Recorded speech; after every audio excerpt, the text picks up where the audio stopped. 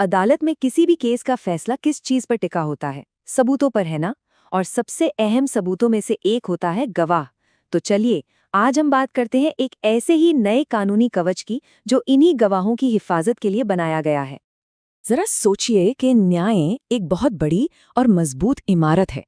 तो इस इमारत का सबसे जरूरी खंबा, इसका पिलर कौन है? वो है गवाह। जी हाँ, एक इंसान का सच बोलना या डर कर चुप रह जाना पूरे केस का रुख पलट सकता है। बस इसीलिए एक गवाह की भूमिका इतनी ज्यादा महत्वपूर्ण हो जाती है। लेकिन अगर इसी खंबे को हिलाने की कोशिश की जाए तो क्या होगा? अगर केस की सबसे जरूरी कड़ी को ही डरा धमकाकर तोड़ दिया जाए, तब तब न्याय का क्या होगा? ये सिर्फ एक सवाल नहीं है, बल्कि हमारी पूरी न्याय व्यवस्था के सामने एक बहुत बड़ी चुनौती है। और देखिए, इसी चुनौती से निपटने के लिए एक नया कानूनी हथियार तैयार किया गया है। इसका नाम है भारतीय नागरिक सुरक्षा संहिता 2023।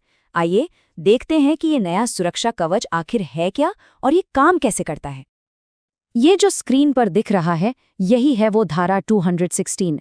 अगर सीधे साधे शब्दों में कहें तो ये कानून कहता है कि अगर किसी गवाह को धमकाया जाता है तो उसके खिलाफ शिकायत दर्ज की जा सकती है। लेकिन इसकी असली ताकत वो इसके शब्दों में छुपी है। चलिए इसे और गहराई से समझते हैं। अच्छा, तो इस कानूनी भाषा को एकदम आसान बनाते हैं। इसके 3 मुख्य हिस्से हैं। पहला, कौन शिकायत कर सकता है। दूसरा, वो क्या कर सकता है। और तीसरा, किस शर्त पर कर सकता है। अब यहाँ सबसे कमाल की बात है पहला पॉइंट। गौर कीजिए, शिकायत करने का हक सिर्फ गवाह को नहीं, बल्कि किसी भी अन्य व्यक्ति को दिया गया है। पता है इसका मतलब क्या है? इसका मतलब ये है कि अगर कोई राह चलता इंसान भी किसी गवाह को धमकाते हुए देख लेता है, तो वो भी आवाज उठा सकता है। ये एक छोटी सी बात इस कानून के दायरे को बहुत बड़ा और असरदार बना देती है। अब आप सोच रहे होंगे कि यहाँ 2 अलग-अलग कानूनों का जिक्र क्यों है? देखिए, इसमें उलझने की बिल्कुल जरूरत नहीं। इसे ऐसे समझिए, BNSS यानी नागरिक सुरक्षा संहिता वो कानून है जो प्रक्रिया बताता है, मतलब शिकायत कैसे करनी है उसका रास्ता दिखाता है। वहीं दूसरी तरफ BNS यानी न्याय संहिता वो कानून है जो अपराध को परिभाषित करता है, मतलब ये बताता है कि गवाह को धमकाना एक जुर्म है। तो एक कानून रास्ता है, तो दूसरा बताता है कि किस जुर्म के लिए उस रास्ते पर चलना है। तो ठीक है, ये तो हो गई कानून की बात, पर बड़ा सवाल ये है कि असल दुनिया में इससे फर्क क्या पड़ेगा? ये सिर्फ एक नियम नहीं है, इसका असर कहीं ज्यादा गहरा है। देखिए, ये एक चेन रिएक्शन की तरह काम करता है। सबसे पहले ये कानून गवाहों को और साथ ही देखने वालों को एक हिम्मत देता है, एक आवाज देता है।